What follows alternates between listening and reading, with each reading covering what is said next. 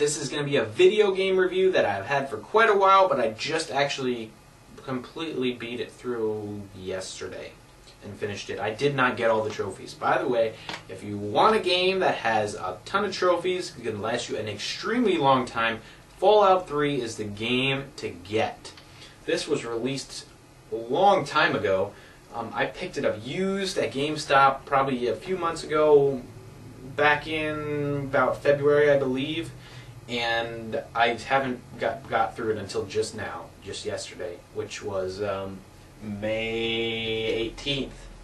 So there we go. That's our intro. Anyway, what this game is about. Okay, basically, you are a guy or a girl that is raised inside of a vault inside of a mountain, like underground.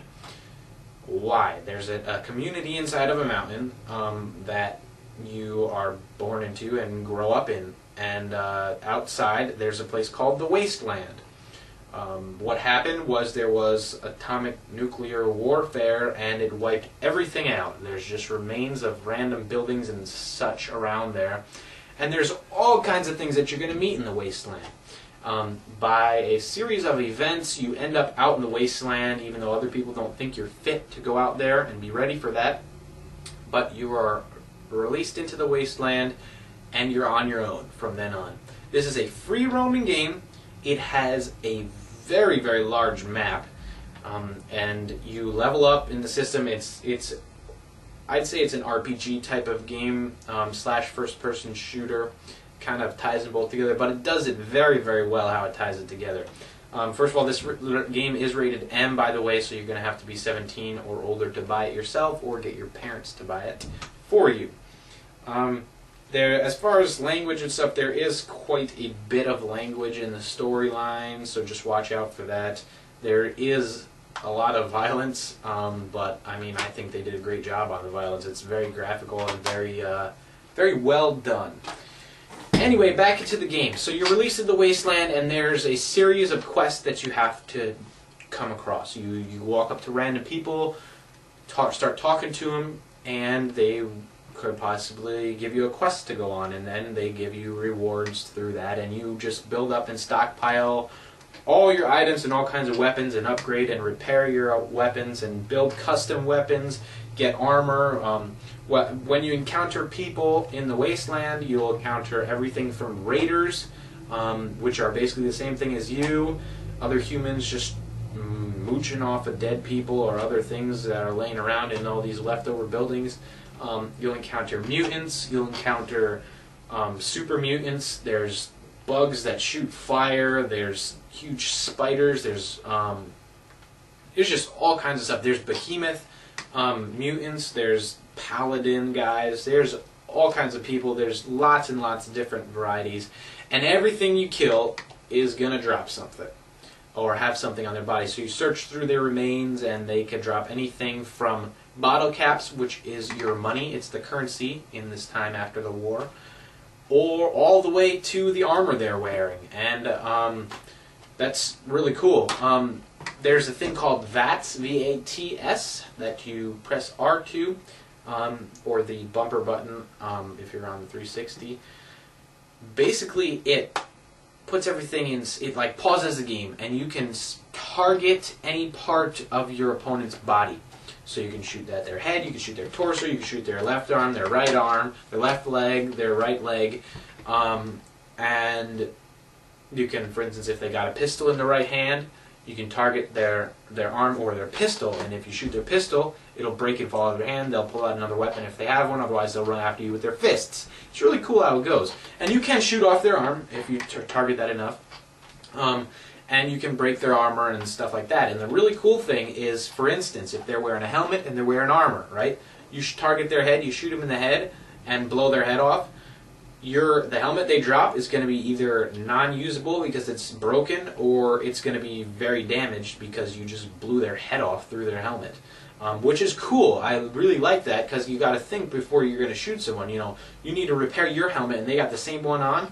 You're going to have to shoot them somewhere else so that you can take their helmet and repair it with yours, because you got to use the same item to repair it twice. So anyway, really, really cool. That's kind of a side trail, but I mean, I really like that aspect of the game.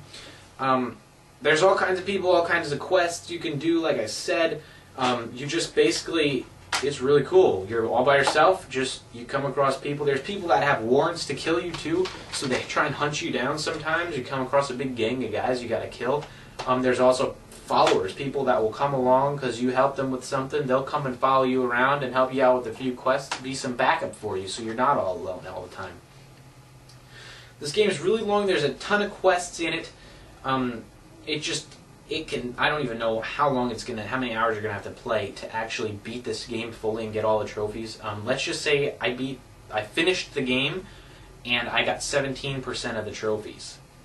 That's not a whole lot for beating a game all the way from beginning to end. So think about that one. There's a ton of trophies. Another thing, the only disappointing thing about this game for me was the ending. The ending really makes me not even want to go back and play the game again to get the other trophies, because that really made me quite upset. I'm not going to tell you anything about it. I'm just going to say you will probably be disappointed as well. I don't like the way they set it up leading up to the end, because of on the end you basically just go on a tirade, and there are guys everywhere that die in instants because you're such a high level by that point, and you collect so much gear and crap that you got, and then the game ends and you don't even really get to use it. That's all I'm saying. No more. I'm not saying any more. As far as graphical design of this game, it is awesome. A++++. Really well done. Really great. Texture-wise, it's great as well, especially for an open world game like this. The textures are pretty well detailed for such a large map that there is. There's a huge range of weapons. You know, I mean, I would even compare it to Borderlands. I haven't played that yet, but that is on my list to get. It's just like you got tons of weapons all over the place. As far as the storyline, it's great all the way up till the end, I believe. There's a lot of quests, a lot of side quests. The map is almost too big at some points because you have to go all over the place, and it kind of discourages you to even finish some quests because you don't want to walk from here all the way to here, which is going to take you a very long time.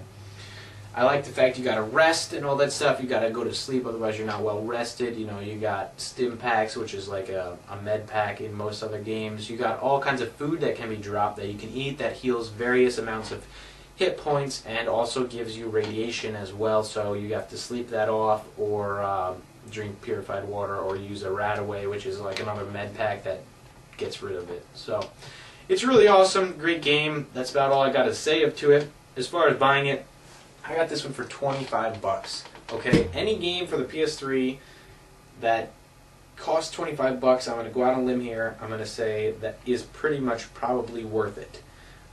But as far as this game being 25 bucks, I would have paid 60 bucks for this game if I had to. And I probably should have. I kind of regret that I didn't pick it up on opening day. But this game is a great game. It is awesome. It's by far one of my favorites. Way up there in the top of the list. Everything else is down below it pretty much. There's no online playing. It's just a single player game, so you're just going to have to set some time away, unplug that Ethernet for a while, and just you and your PS3 with some bonding time. I'll see you next week.